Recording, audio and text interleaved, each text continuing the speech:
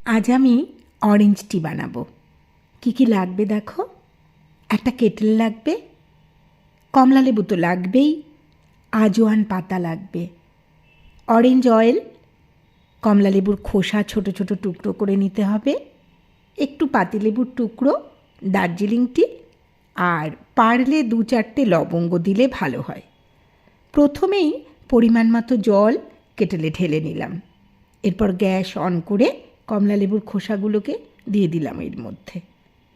একে একে ফুটে উঠলে লবঙ্গ, তারপরে তোমার জোয়ান পাতা, মানে আজওয়ান পাতা যেটা বললাম সেটা দিয়ে কিছুক্ষণ ঢাকা দিয়ে রাখতে হবে। ভালো করে ফুটে উঠলে চা পাতা দিয়ে দিতে হবে। 1 কাপ গরম চা, সঙ্গে পছন্দের বই। আর কি চাই? আমাদের জীবনটা জানো তো 1 কাপ চায়ের মতন। যেমনটি বানাবে এটা তেমন ফলই দেবে, বুঝেছ? তেমন স্বাদই এটাই হবে। আমাদের জীবনে যা চলছে সেভাবে চলতে দাও, তবে 1 কাপ চা সাথে রাখতে কিন্তু একদম ভুলো না। তাছাড়া চায়ের তো অনেক মেডিসিনাল প্রপার্টিও আছে, তাই না?